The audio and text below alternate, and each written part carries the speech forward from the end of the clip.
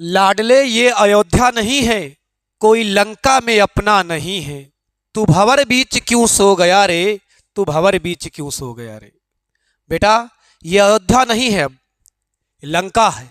ये जो प्रतियोगी क्षेत्र है ये लंका है और आपको लड़ना है। राम की तरह धनुष नहीं कलम उठाना है और उनकी तरह ढाल नहीं किताब उठाना है। किताब उठाओ, किताब, और तलवार की जगह पेन उठाओ और लड़ पड़ो अपने किस्मतों और दुश्मनों से। लड़ पड़ो अपने किस्मतों और दुश्मनों से और कहो हाय हिम्मत तो झुका के दिखा। कहो इनसे कि मैं उस माटी का वृक्ष नहीं जिसको नदियों ने सींचा है। मैं उस माटी का वृक्ष नहीं हूं जिसको नदियों ने सींचा है। दोस्त बंजर भूमि से पलकर मैंने मृत से जीवन खींचा है और मैं पत्थर पर लिखी इबादत हूं। अरे दुश्मनों और किस्मतों, तुम शीशे से कब तक तोड़ोगे। मिटने वाला मैं नाम नहीं, तुम मुझे कब तक रोकोगे, कब तक रोकोगे, कब तक रोकोगे। स्वागत है लक्ष्य के आपके डिजिटल प्लेटफॉर्म पर। जीडी की 6% बेटा हम लोग कर चुके हैं। आप लोगों ने उसको देखा भी, सराहा भी। बहुत सारे बच्चों का कमेंट आया है कि ज्योग्राफी हम लोग पहले क्लास में पढ़ेंगे। तो मंडे से जो मैं आपके लिए फाउंडेशन क्लास लेकर आऊँगा जीएस में, उसमें लेकर आऊँगा क्या, ज्योग्राफी। और ज्योग्राफी में हम लोग पढ़ेंगे पहले इंडियन ज्योग्राफी और वर्ल्ड ज्योग्राफी।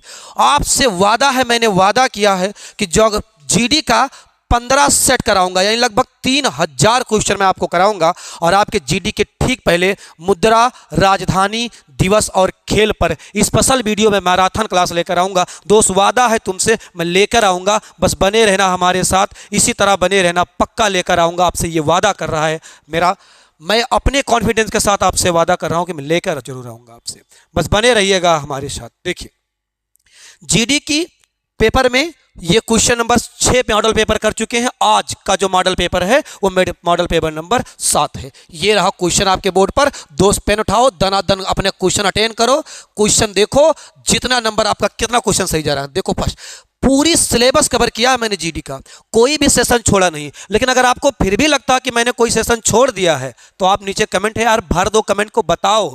तुम्हारी डिमांड मेरे लिए सर्वोपरि है, तुम डिमांड करो, मैं उस पर जरूर अमल करूंगा। चलिए क्वेश्चन देखते हैं। आइए क्वेश्चन है क्या, कह रहा ब्लीचिंग पाउडर का रासायनिक सूत्र क्या है। तो बेटा ब्लीचिंग पाउडर आप सब जानते हैं, ये तो हम लोग सब जानते हैं। क्या ब्लीचिंग पाउडर, जब कपड़े में दाग लग जाता है तो आप क्या करते हैं, ब्लीचिंग पाउडर लेकर आते हैं और कपड़े के दाग को क्या कर देते हैं, मिटा देते हैं।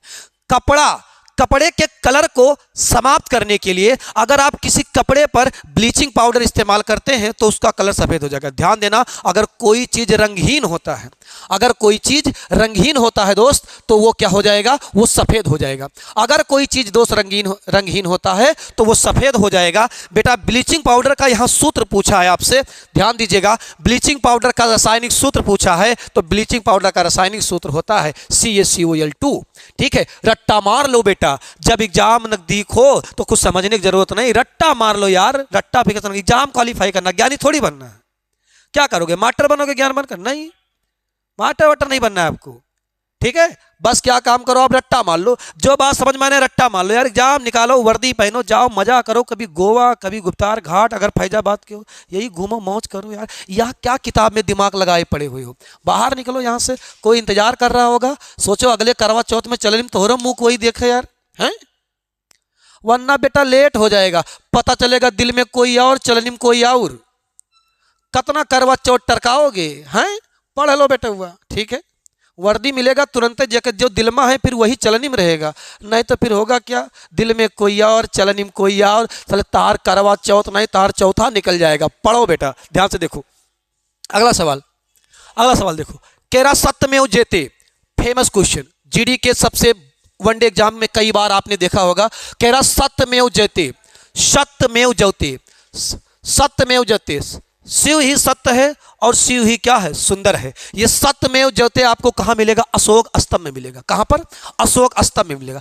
अशोक स्तंभ में बेटा कितने शेर हैं, 4 शेर है। कितने शेर हैं, और अशोक स्तंभ को कहां से लिया गया है, ध्यान देना, सारनाथ से लिया गया है, सारनाथ से।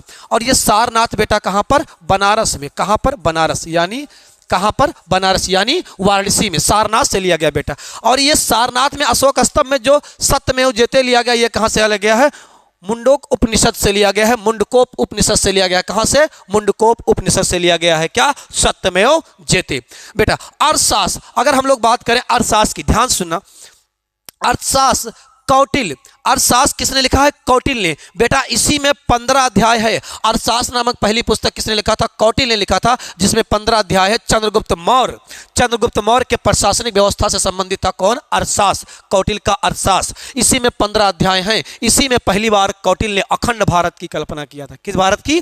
अखंड भारत की कल्पना कौटिल्य ने पहली बार किया था, अखंड भारत की कल्पना। चलिए अगला सवाल देखिए, अगला क्वेश्चन है, कह रहा हर्षवर्धन हर्षवर्धन को किसने पराजित किया था? बच्चे हर्षवर्धन की अगर बात करें, आप ध्यान सुनना, जब गुप्त वंश का विनाश होगा, जब गुप्त वंश समाप्त होने लगेगा, जब गुप्त वंश का पतन होने लगेगा बेटा, तब क्या होगा? तो बहुत सारे वंश निकलेंगे। वहीं पर एक शहर निकलेगा थानेश्वर, और इसी थानेश्वर में एक राजा होंगे, राज्यवर्धन। क्या होंगे? राज्यवर्धन होंगे।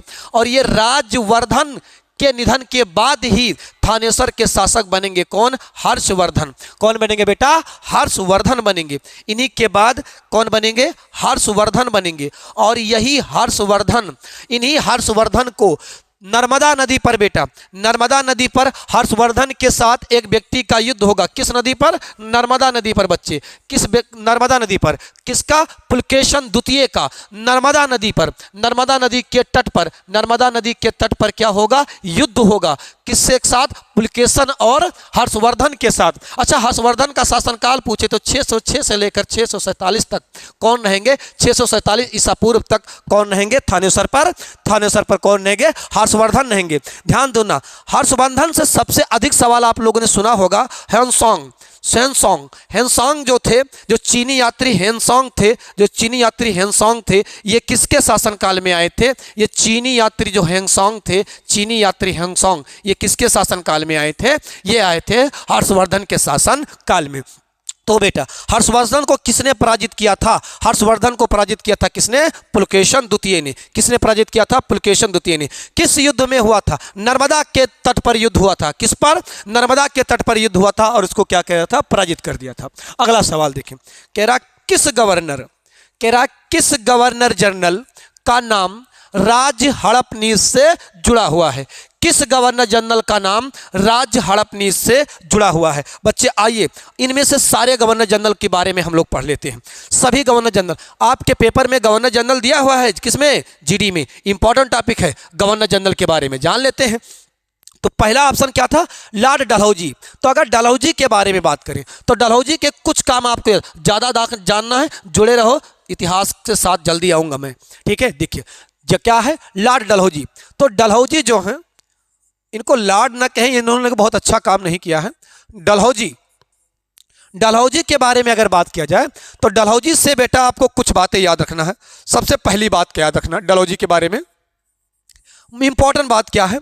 डलहौजी के बारे में एक शिक्षा नीति आएगा जो कहलाएगा चार्ल्स वुड शिक्षा नीति। चार्ल्स वुड शिक्षा नीति आएगा। ये चार्ल्स वुड शिक्षा नीति जो आएगा ये 1854 में आएगा। ये कब आएगा? 1854 में आएगा। और इसी समय बेटा, इसी जो चार्ल्स वुड की शिक्षा नीति है, इसी को एक नाम से जाना जाता है, जिसे क्या कहा जाता है? Would dispatch. जिसे कहा जाता है वुड डिस्पेच। वुड डिस्पेच के नाम से जाना जाता है। और इसी वुड डिस्पेच को रट्टा मार लो बेटा लोग, ध्यान देना, कॉपी में आपके आएगा, शिक्षा का मैग्ना कार्टर कहा जाता है इसे शिक्षा का मैग्ना कार्टर कहा जाता है। इसे शिक्षा का मैग्ना कार्टर कहा जाता है। किसे? वुड डिस्पेच को। क्या था इसमें बेटा क्या काम किया गया था? अंग्रेजी शिक्षा पर। क्या पर? अंग्रेजी शिक्षा के प्रचार, अंग्रेजी शिक्षा के प्रचार एवं प्रसार, अंग्रेजी शिक्षा के प्रचार एवं प्रसार के महत्व को ध्यान में रखा गया था। यानी अंग्रेजी शिक्षा के इसके अलावा बेटा इस पर दिया गया था महिला शिक्षा पर जोर दिया गया था। इसी में महिला शिक्षा पर क्या दिया गया था? जोर दिया गया था। महिला शिक्षा पर जोर दिया गया था। महिला शिक्षा पर जोर दिया गया था। इसी में बेटा पहली बार ध्यान सुनना, अगर आप टेट सीटेट की कभी तैयारी करेंगे, इसी पर प्राथमिक शिक्षा, कम से कम प्राथमिक शिक्षा मातृभाषा में दिया जाए। प्राथमिक शिक्षा मातृभाषा में दिए जाने का क्या था, प्रावधान था। किसमें, बुडकिडिस पेज में। किसमें दोस्त, बुडकिडिस पेज में था। डलहौजी से आपको 2-3 बातें और याद रखनी है। क्या, डलहौजी ने बेटा राज हड़प नीति, जिसे आप व्यापगत नीति कहते हैं, जिसे आप व्यापगत नीति कहते हैं, 1848 में इसी के तहत जो पहला राज हड़पा था वो क्या था, सतारा था। ध्यान देना, वो क्या था, सतारा था। राज हड़प नीति के तहत डलहौजी ने पहला राज हड़पा था, वो सतारा था बेटा, याद रखना। इसके अलावा 1854 में किसे हड़पा था, तो नागपुर को। किसे हड़पा था, नागपुर को। राज हड़प नीति के तहत यह अंतिम था बेटा, लेकिन बेटा कहीं कहीं हो सकता है मिल जाए। 1855 में करनौली को भी हड़पा था 1855 में, लेकिन इसे वापस करना पड़ा था। इसे वापस करना पड़ा था। अब क्यों करना पड़ा था, ये इतिहास का सब्जेक्ट है और हम लोग इतिहास में इसको पढ़ेंगे। करना पड़ा था, याद रखने ना बच्चे। इसके अलावा क्या काम किया गया था, 1856 में किसे हड़पा था, ये हड़पा था किसे, अवध को। अवध को हड़पा था, लेकिन बेटा अवध को व्यापगत नीति के तहत नहीं हड़पा था ना। अवध को व्यापगत नीति के तहत नहीं हड़पा था। फिर किसके तहत हड़पा था, कुशासन के आधार पर हड़पा था। किसके आधार पर, कुशासन के आधार पर क्या किया था, अवध को हड़प लिया था। किसे हड़पा था, अवध को हड़पा था बेटा। और ध्यान से सुनिए डलहौजी के बारे में। 1853 में बेटा डलहौजी ने क्या चलाया था, रेलगाड़ी हो। कौन सी गाड़ी, रेलगाड़ी। कहाँ से, ठाणे से। कहाँ से, ठाणे से। किसके बीच, मुंबई के बीच। किसके बीच, मुंबई के बीच। और यही चली थी भारत में पहली ट्रेन की शुरुआत हुआ था। किसके लिए चालू किया था ट्रेन, वहाँ भारत के मोह में चालू किया था ना। ये सब कच्चा माल ढोया रहा बेटा, तो ये सब कच्चा माल ले जाने आए थे। तो दोस्त ये सब कच्चा माल के लिए परिवहनों का क्या कर रहे थे, विकास कर रहे थे, ताकि कच्चे माल को भारत के लाद कर बंदरगाह तक पहुंचाएं और फिर एक ले जाएं ब्रिटेन में। कपास ब्रिटेन से ले जाएं और अपने यहाँ गोल टोपी बनावें और फिर तुहिं लाई बेचाएं, कहाँ लियो गोल टोपी खरीद लो। ये काम करते थे ये लोग। ठीक, आगे सुनिए। 1854 में इसी व्यक्ति ने एक अधिनियम पारित किया था जिसका नाम है भारतीय डाक घर अधिनियम। भारतीय डाकघर अधिनियम। भारतीय डाकघर अधिनियम। अच्छा, ये हो गया डलहौजी के बारे में, तो आपको अपनी उत्तर मिल गया होगा। इसके अलावा कुछ और भी हैं। ये लॉर्ड रिपन कौन है, और लॉर्ड रिपन कौन है, याद रख लेना बेटा। लॉर्ड रिपन के काल में ही 2 चीजें, इसके बारे में 2 चीजें याद रखना। लॉर्ड रिपन के काल में ही पहली जनगणना, पहली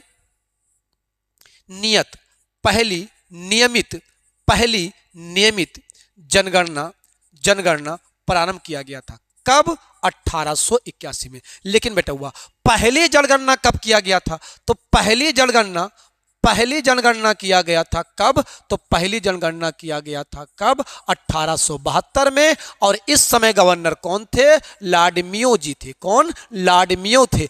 लॉर्ड मेयो के काल में 1872 में पहली जनगणना हुआ था, लेकिन पहली नियत जनगणना किसके काल में हुआ है, लॉर्ड रिपन के काल में हुआ है। ये लॉर्ड विलियम बेंटिंग कौन है, ये लॉर्ड विलियम बेंटिंग वही है बेटा। कौन, भारत के प्रथम वायसराय। एक अधिनियम आएगा, कौन सा, एक अधिनियम आएगा बच्चे, रट्टा मार लेना, चार्टर एक्ट 1833 का। और इसी के तहत क्या काम किया जाएगा, बंगाल का गवर्नर जनरल क्या बन जाएगा बेटा, भारत का गवर्नर जनरल बन जाएगा। भारत का गवर्नर जनरल बन जाएगा। बंगाल का गवर्नर जनरल भारत का गवर्नर जनरल बन जाएगा। और यही लॉर्ड विलियम बेंटिंग बंगाल के अंतिम गवर्नर जनरल और भारत के प्रथम governor general lord William Bentinck होंगे। ध्यान देना मित्र, इसी के शासनकाल में, इन्हीं के शासनकाल में राजा राम मोहन राय के प्रयासों से 1828 में क्या होगा? सती प्रथा का अंत होगा। और इसी के शासनकाल में यह सती प्रथा का अंत 1830 में बॉम्बे और मद्रास प्रेसिडेंसी में होगा दोस्त। किसमें? और इसी के शासनकाल में बेटा क्या काम किया जाएगा? बॉम्बे और, रट लीजिए, बॉम्बे और मद्रास की प्रेसिडेंसियों को किसमें डाल दिया जाएगा? ये डाल दिया जाएगा किसमें? बंगाल के गवर्नर जनरल के परिषद में। और भारत में केंद्रीयकृत व्यवस्था की शुरुआत होगी दोस्त। दास प्रथा का इसी के तहत अंत किया जाएगा 1833 के तहत। तो लॉर्ड विलियम बेंटिंक के बारे में आपको याद रखना है। लॉर्ड कर्जन के बारे में बेटा बहुत फेमस भी है, याद रखना आपको। 19 जुलाई, कुछ किताबों में, कुछ स्रोतों में आपको मिल सकता है 20 जुलाई, लेकिन बेटा ध्यान से सुना, यूपी TSSC की लोअर का पेपर हुआ था, उसमें 19 जुलाई एक्सेप्ट किया था। लॉर्ड कर्जन ने 1905 में किसकी घोषणा किया था? बंगाल विभाजन की। किसकी? बंगाल विभाजन की। फूट डालो राज करो के नीति के तहत बंगाल विभाजन की क्या किया था? घोषणा। और इसी बंगाल विभाजन के विरोध में बेटा 7 अगस्त 1905 को कोलकाता के टाउन हॉल में, कहां पर? कोलकाता के टाउन हॉल में, कोलकाता के टाउन हॉल में एक आंदोलन की शुरुआत होगी जिसे आप जानेंगे क्या? स्वदेशी आंदोलन। लेकिन बेटा स्वदेशी आंदोलन का प्रस्ताव कहां पारित होगा? तो स्वदेशी आंदोलन का प्रस्ताव पारित होगा, कांग्रेस का अधिवेशन होगा, बनारस का अधिवेशन। और इसकी अध्यक्षता कौन करेंगे? गोपाल कृष्ण गोखले। और यही गोपाल कृष्ण गोखले कौन है? ये गोपाल कृष्ण गोखले गांधी जी के क्या हैं? राजनीतिक गुरु हैं। दोस्त याद कर लीजिए, बंगाल विभाजन की घोषणा लागू कब होगा? 16 अक्टूबर 1905 को बंगाल विभाजन की घोषणा, बंगाल विभाजन की घोषणा क्या हो जाएगी? लागू हो जाएगी। बंगाल विभाजन की घोषणा दोस्त क्या हो जाएगा? लागू हो जाएगा। ठीक है, तो ये बंगाल विभाजन के संबंध में किसका था? किसका था? लॉर्ड कर्जन का था। किसका मामला था ये? लॉर्ड कर्जन का मामला था। ठीक है, तो हमने चारों गवर्नर जनरल को पढ़ लिया। क्वेश्चन नंबर 6 देखते हैं।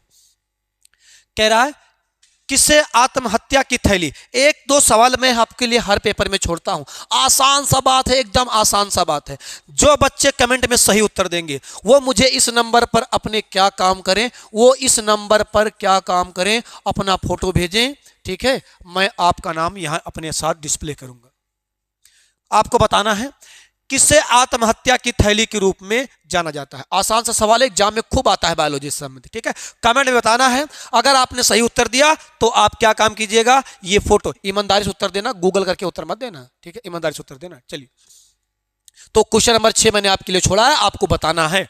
ठीक है, आगे सुनिए, कमेंट बॉक्स में बताइएगा जो जरूर। ठीक है, और अगर सही उत्तर आया, जितनों का सही उत्तर आएगा सबके नाम का मैं PPT बनाकर यहाँ डिस्प्ले शो करूंगा। आगे देखिए,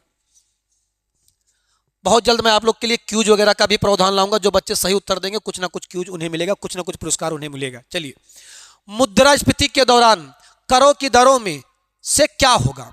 अगर मुद्रास्फीति है बेटा तो सबसे पहले जान लो मुद्रास्फीति होता क्या है मित्र। है मुद्रास्फीति, देखो इकोनॉमी बच्चों को बड़ा कठिन लगता है लेकिन मुझे बहुत मजा आता है, बहुत आसान सा सब्जेक्ट है, बहुत अच्छा सब्जेक्ट है, जल्द ही पढ़ाऊंगा मैं आपको। देखिए मुद्रास्फीति क्या होता है, ध्यान सुनना बच्चा। मुद्रास्फीति क्या होता है? तो अगर मुद्रास्फीति की बात करें तो मुद्रास्फीति क्या होता है? मुद्रास्फीति क्या होता है? जब मुद्रा की खरीदने, जब मुद्रा की क्रय शक्ति क्षमता, जब मुद्रा की क्रय शक्ति क्षमता क्या हो जाए? कम हो जाए, तो इसे क्या कहते हैं? मुद्रास्फीति कहते हैं दोस्त। क्रय शक्ति क्षमता का मतलब क्या है? परचेजिंग पावर यार। आप पैसा लेकर गए, अब आप पैसा लेकर जाते थे 100 रुपए में तो ज्यादा सामान पा जाते थे, अब जाते हैं तो आप कम सामान पाते हैं। यानी वस्तु एवं सेवाओं की कीमत में लगातार क्या? वृद्धि। क्या दोस्त? लगातार वृद्धि, यानी महंगाई की तरफ बढ़ना। यानी मुद्रा की खरीदने की शक्ति, अगर मुद्रा की खरीदने की शक्ति क्या हो जाए? कम।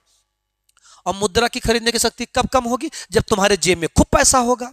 अब जब खूब पैसा होगा इसका मतलब यह है कि अगर हम करों की दरों में वृद्धि कर दें, अगर करों की दर में क्या कर दिया जाए, वृद्धि कर दिया जाए, तो आपके सामान से पैसा गायब हो जाएगा। और जैसे करों की दरों में वृद्धि करोगे बेटा, तरलता क्या हो जाएगा, कम हो जाएगा। और तरलता जैसे कम होता है, तुम्हारे पास जैसे पैसा कम तैसे डिमांड कम, और जैसे डिमांड कम तैसे कीमत क्या हो जाएगी, कम हो जाएगी। तो जब मुद्रास्फीति होता है दोस्त, तब करों की दरों में क्या करते हैं, कमी करते हैं। और बेटा जब मंदी होता है, जब मंदी होता है, तब करों की दरों में क्या कर देते हैं, करों की दरों में क्या कर देते हैं, कमी कर देते हैं। जब मंदी होता है तब करों की दरों में क्या कर देते हैं, कमी कर देते हैं।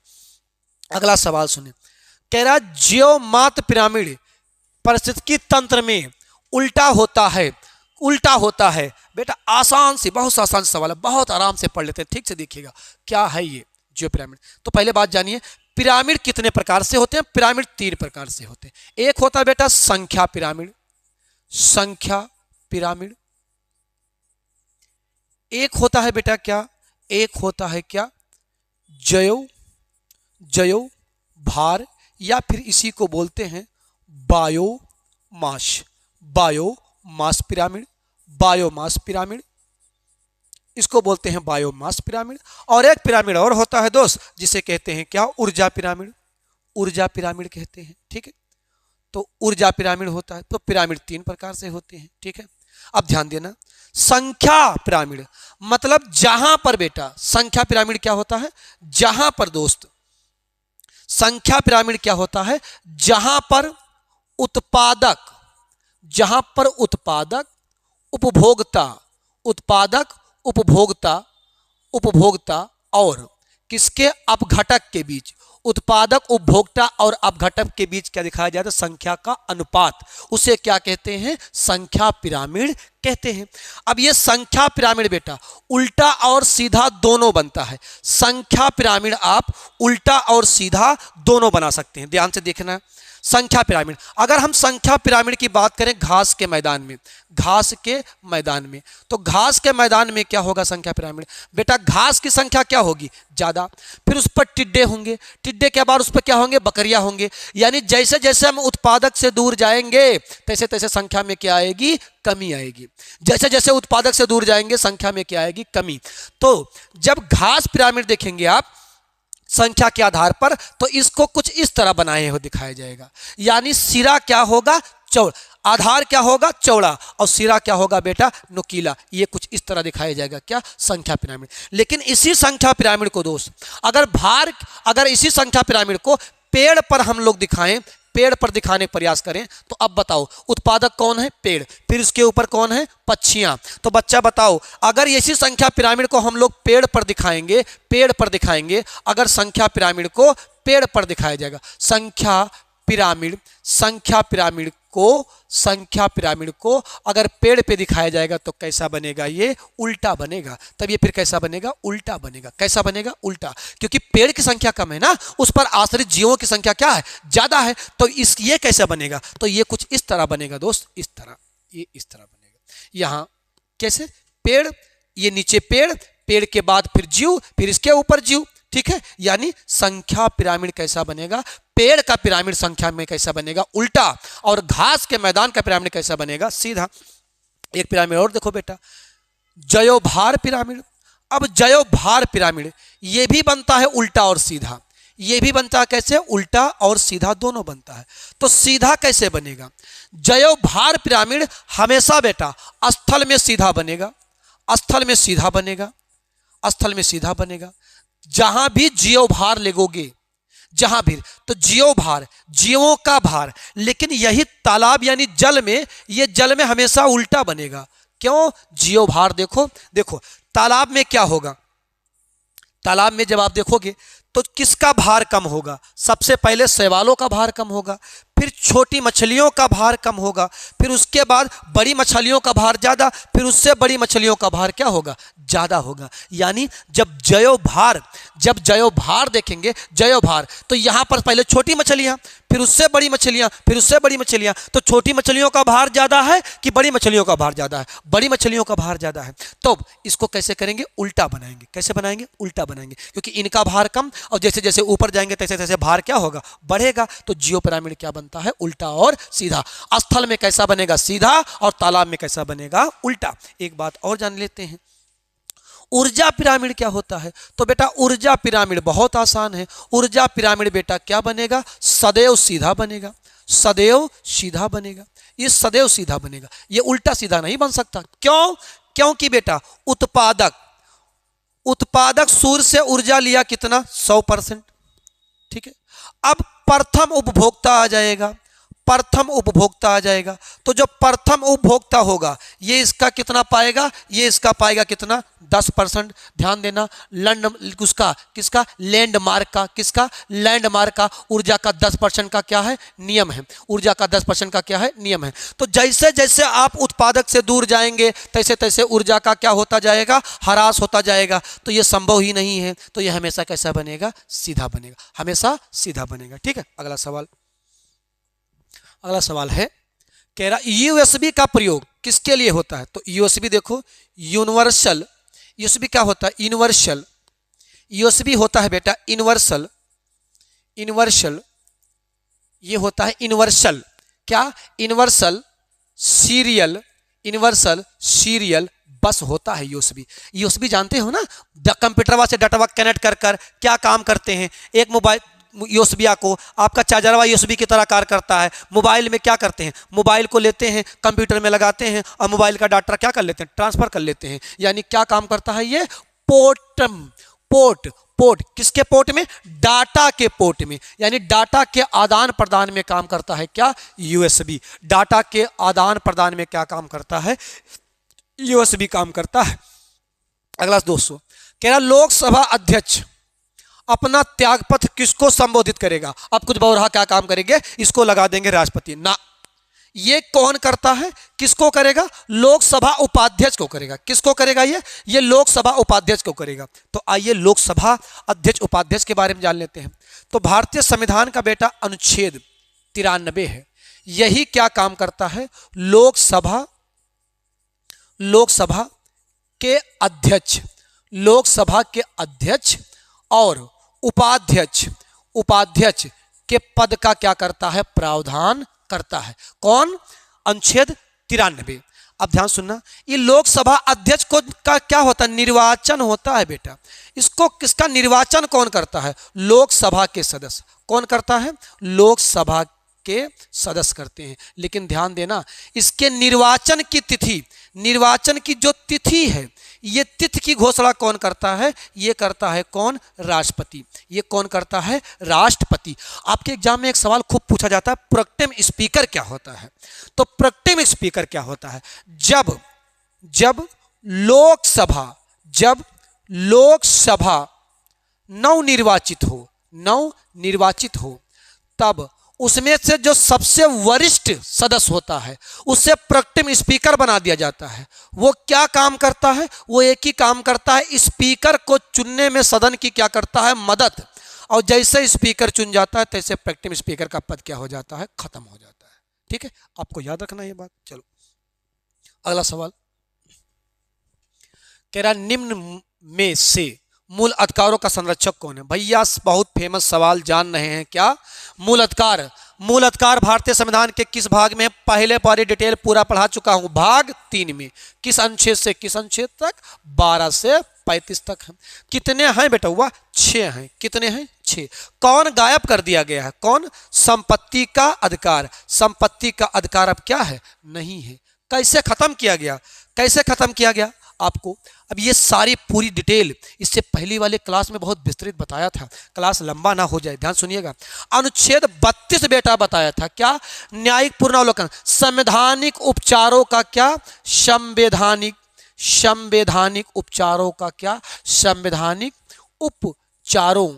उपचारों का अधिकार, संवैधानिक उपचारों का क्या था? अधिकार था। संवैधानिक उपचारों का इसमें क्या था? अधिकार था। और इसी में कितने प्रकार के रीट थे? इसी में बेटा कितने प्रकार के रीट थे? 5 प्रकार के क्या थे? रीट थे। और उन्हीं के द्वारा ध्यान सुनना, सुप्रीम कोर्ट न्यायपालिका सुप्रीम कोर्ट क्या है? मूल अधिकारों का क्या है? संरक्षक है, गारंटर है। गारंटी दिया किसने है? अनुच्छेद 32 ने लिया है। ठीक है, अगला सवाल कह रहा इनमें से सबसे अच्छा ऊष्मा चालक कौन है? तो ये तो आए दिन पेपर में आते रहते हैं, आप जाने रहे। सबसे अच्छा ऊष्मा चालक कौन है? चांदी। इसका परमाणु भार आपको याद रखना है। इसका परमाणु संख्या कितना होता है? परमाणु संख्या इसकी कितनी होती है? 47 होता है। कितना होता है? 47 होता है।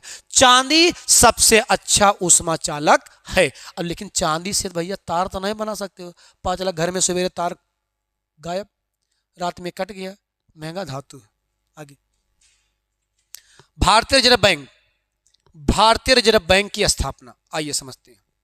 भारतीय रिजर्व बैंक की स्थापना की अगर बात करें, आरबीआई की, तो आरबीआई की स्थापना का पहला सिफारिश किसने किया था? हिल्टन, रट्टा मान लो बेटा, Hilton young commission. Hilton young commission कब बना था? ये 1926 में बना था। और हिल्टन यंग कमीशन के बाद एक समिति और बनाएगी, क्या? केंद्रीय जांच समिति। केंद्रीय जांच समिति। और यह कब बनाया गया? 1934 में। और इन दोनों के सिफारिश को क्या किया गया? माना गया। तो इन दोनों के सिफारिश को मान लिया गया। और इन दोनों के सिफारिश को मानकर क्या काम किया गया? आरबीआई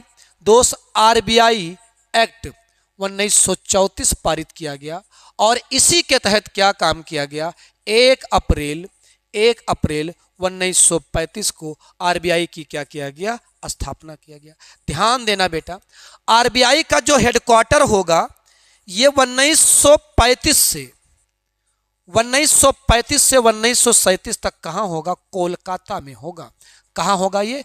कोलकाता में होगा। 1937 के बाद मुख्यालय कहां पहुंच जाएगा दोस्त? तो मुख्यालय पहुंच जाएगा कहां पर? मुंबई। कहां पर? मुंबई में। इसके बाद आरबीआई में बस एक बात आपको अभी के लिए फिलहाल और बता दे रहे हैं, वो क्या है? वो है बेटा क्या कि इसके बाद आएगा क्या? आरबीआई विनिमय अधिनियम। आरबीआई विनिमय अधिनियम 1949। और इसी के तहत आरबीआई क्या क्या किया जाएगा? आरबीआई का राष्ट्रीयकरण किया जाएगा। और आरबीआई देश की केंद्रीय बैंक के रूप में क्या करेगी? कार्य करेगी। ठीक है, यानी आरबीआई शुरू में एक निजी बैंक था, इसका क्या हो गया? राष्ट्रीयकरण हो गया दोस्त। आगे कह रहा नर्मदा बचाओ आंदोलन से किसका नेतृत्व आरंभ हुआ था? भैया साहब कहीं पर इसमें होंगे मेघा पाटंगर। भैया किसके लिए किया गया था? ये मेघा जी ने किसके लिए किया था? नर्मदा पर एक बांध बन रहा था। कौन सा बांध? गुजरात में बेटा। कौन सा बांध? 1986 की बात है। गुजरात में बांध बन रहा था। कौन था? सरदार सरोवर बांध। और इसी सरदार सरोवर बांध के विरोध में जो मेघा पाटेकर हैं, इन्होंने क्या किया था? नर्मदा बचाओ आंदोलन किया था। क्या? नर्मदा बचाओ आंदोलन किया था। वर्तमान में इसी सरदार सरोवर बांध पर अगर आप ये मूर्ति देख पाएं तो इस मूर्ति का नाम क्या है? Statue of unity. दुनिया की सबसे ऊंची मूर्ति, द लौह पुरुष ऑफ इंडिया, सरदार वल्लभ भाई पटेल, भारत के पहले गृह मंत्री की मूर्ति है, जिसको क्या है? ये स्टैच्यू ऑफ इंडिया। आगे देखिए, ठीक है, सॉरी, स्टैच्यू ऑफ यूनिटी। एक बात आपको और बताना है, चिपको आंदोलन किससे संबंधित है? चिपको आंदोलन तो कहो सर मेरे पड़ोस वाली से नहीं, पड़ोस वाले से ना समझे थे बौरा पागल। ये किससे संबंधित है? पर्यावरण बचाओ आंदोलन से। और चिपको आंदोलन से कौन व्यक्ति जुड़ा है? रट्टा मार लो नाम, सुंदरलाल बहुगुणा। पेड़ावत जाए चपक जा रहे काटो ना, तो चिपको आंदोलन याद रख लेना। ठीक है दोस्त, तो ये है मेघा पाटेकर। अगला सवाल देखिए, निम्न में से किसे लोकमान्य के नाम से जानता? आसान सी बात है, बाल गंगाधर तिलक। किसे? लोकमान से, लोकमान बाल गंगाधर तिलक। किसे जानता? बाल गंगाधर तिलक को। आप सब जानते हैं, इससे पहले वाले वीडियो में डिस्क्रिप्ट किया, जो बच्चे नहीं देखे वो देख लें, ठीक है। तो इसका सही जवाब क्या होगा? बाल गंगाधर तिलक। ये तो आप जान ही रहे हैं। बाल गंगाधर तिलक ने क्या काम किया था? श्रीमती एनिमेशन से मिलकर होम रूल लीग की स्थापना कब? 1916 में, ठीक है। आगे सवाल कह रहा राज्यसभा के लिए मनोनीत, राज्यसभा के लिए मनोनीत भारतीय चलचित्र। तो इसमें बेटा उत्तर ही सही नहीं दिया हुआ है। चलचित्र अभिनेत्री असल में रुक्मणी देवी थी वो, और रुक्मणी देवी का इसमें टाइप आंसर नहीं है, तो ये क्या है? गलत है। प्रथम भारतीय अभिनेत्री थी जो राज्यसभा में मनोनीत हुई थी वो रुक्मणी देवी थी, और लेकिन रुक्मणी देवी इसमें है नहीं ऑप्शन में, तो ये कहीं ऑप्शन गलत हो गया है, तो इसमें कोई बात नहीं। मधुबाला, नरगिस दत्त नहीं, कमानी कौशल नहीं। ये सबसे पहले कौन थी? रुक्मणी देवी थी, जो राज्यसभा के लिए क्या हुई थी? मनोनीत हुई थी। ध्यान से सुनिएगा। कह रहा संतोष ट्रॉफी किससे संबंधित है? तो बेटा संतोष ट्रॉफी किससे संबंधित है? फुटबॉल से, ठीक है। आगा खां ट्रॉफी किससे संबंधित है? हॉकी से। मेजर ध्यानचंद किससे संबंधित है? हॉकी से। ध्यान सुनना, ये जो फुटबॉल है ये देता कौन है? ये जो संतोष ट्रॉफी देता कौन है? भारतीय फुटबॉल, भारतीय फुटबॉल, देखो गलत लिख दिया मैंने, भारतीय फुटबॉल महासंघ यही देता है क्या?